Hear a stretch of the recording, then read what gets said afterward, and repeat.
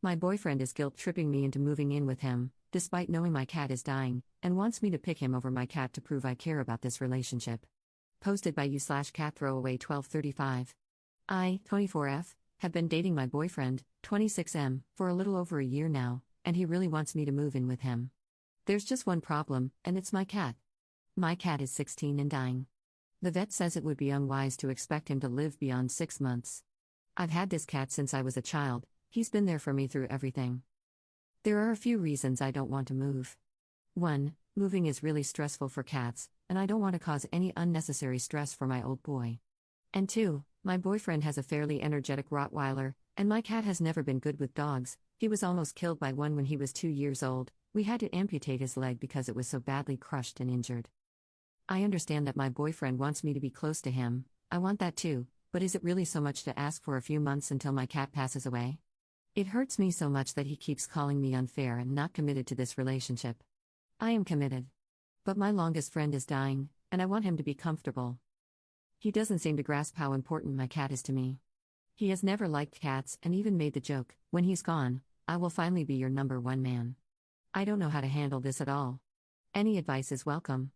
Relevant comments. Commenter. If he has a dog, how can he not understand what it's like to love an animal? Ops response. He doesn't think cats actually have emotions or anything. He's one of those people who think cats are evil and dogs are a saving grace, which was fine before. I understand that not liking cats is almost as common as liking them. Update 1 day later. First off, let me say I'm still shaking, so if this is a rambled mess, I'm sorry. All your kind words from yesterday made me cry, thank you all so much. I thought I would give some backstory on how my boyfriend and I met. It was through a support group, as I mentioned.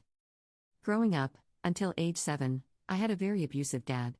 When I was 7, he tried to kill my mother and me. Luckily, the cops intervened and took him away. My mom charged him, and he was put away.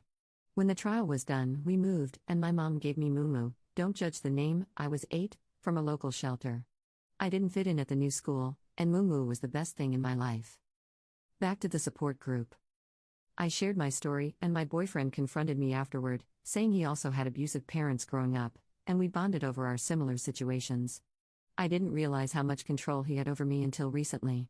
He convinced me to stop seeing my therapist, and we also stopped going to group.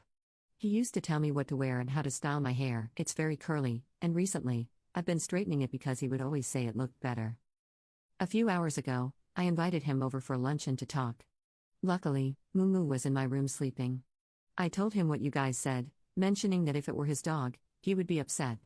He blew up and told me that wasn't the point was that I wasn't committed to him or didn't care about us.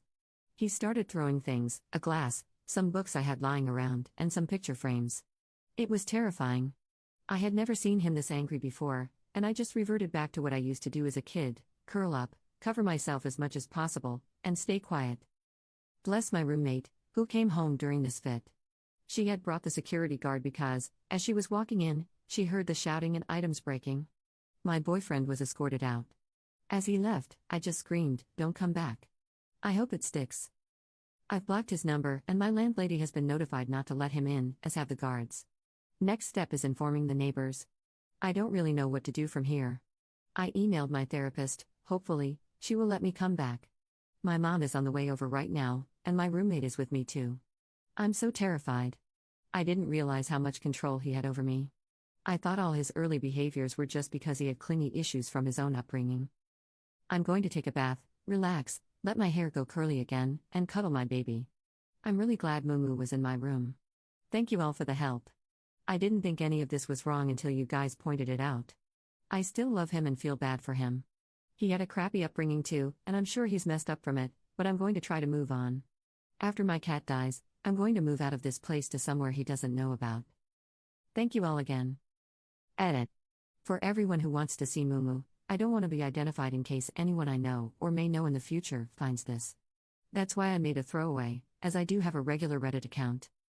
Imagine this, a pretty big tomcat, mainly white with 3 huge black spots on his back, leg, and the side of his head. Mine is the back right leg, and yellow eyes. 8-year-old me thought he looked like a cow, and cows moo, hence the name Mumu. He's pretty derpy, but he's mine. Relevant comments. Commenter.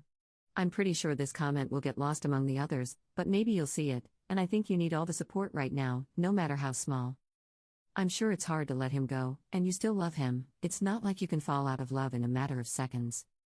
But please, please stay strong and don't take him back under any circumstances.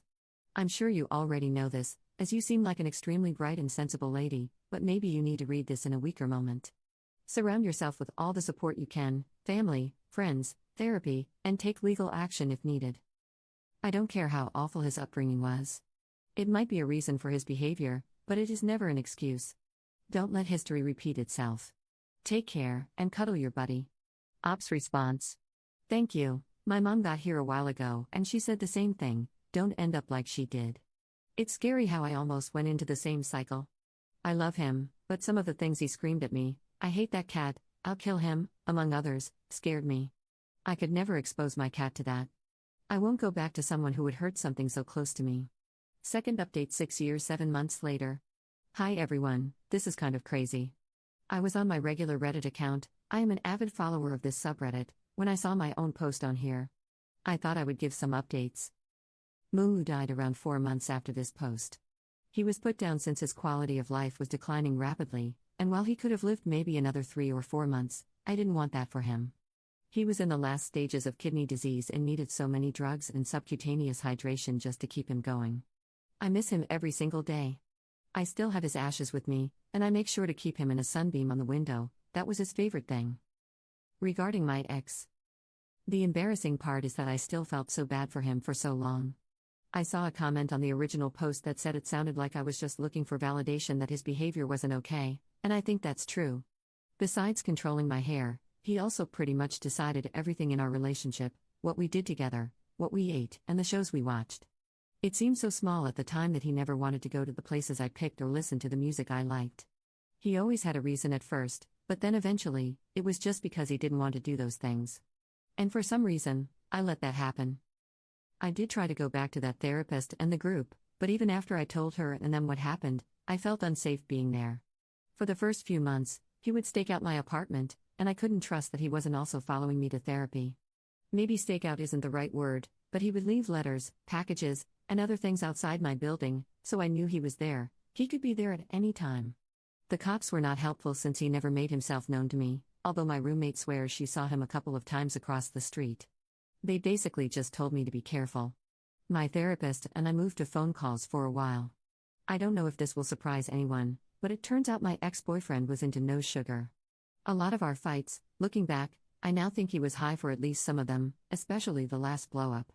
He ended up getting into a fight with some guys at a bar, and he was messed up when he got booked. This was probably about a month or so after Mumu died. I broke my lease, which my roommate, who I'm still friends with, was really nice about. I moved back in with my mom, who lives in a different town, for a few months before finding another job just one town over from her. This was her suggestion. She wanted to keep an eye on me and make sure I didn't let him back into my life. She was, and still is, my rock. He got out after only a few months for good behavior, and while he didn't know where I lived, I am extremely thankful for my mom. There were times when I'd hear that his experience had changed him, through people I knew, and I would think, maybe he has changed. I was so lonely without Mumu. My mom shut those thoughts down every time. She would ask me things like, even if you go back, what then? You get married and have kids? Do you think he would be a good father? It was sobering to think of what I experienced as a child being repeated. Eventually, I steeled myself with the help of a new therapist, recommended by my old one, and worked a lot on my self-confidence, on what I deserve. When COVID hit, I had a lot of time to break down parts of my life I hadn't before. I've tried being in relationships since, but there was always this underlying feeling of stress in each one. About 2 years ago, I realized that I think I'm asexual. Sex was always so uncomfortable for me. Even when it was physically enjoyable, I never really wanted the act. I just assumed this was trauma and a fear of intimacy. That's what most people and therapists had told me. I am currently in a relationship with a lovely person, and we are both asexual. We do kiss, but we rarely ever move beyond that. With them, there is no expectation for more. They also come from a less than happy childhood. They were in the foster system, but that isn't my story to share, so I won't. Just know that I am happy. We have been together for a year, and they are so considerate and kind. They bring me flowers at least once a month, make sure I can express myself, encourage my interests, and actually want to hear about them. Most of all, they love my curly hair, and they love cats. I never adopted another cat after Mumu. I think I was terrified for a long time that if I did, they could be used against me. My partner has 2 cats, whom I love. We are currently trying to work out moving in together. My place has a better location, but theirs is larger. We've decided to try and find a completely new place together that we can both agree on, but the process for rentals right now is horrid. There have been 2 places so far that we applied to and didn't get. Anyway, my life is going great. I still have lots of trauma that I live with, but I know I can get back up when I fall. I have people I love who also love me. I probably won't respond to any comments, and I'll most likely delete this account in a few days. I don't need it anymore. But before I did, I thought leaving one last update was called for. Thank you for all your kind words and for helping me find the confidence to get out of that relationship. Much love to everyone.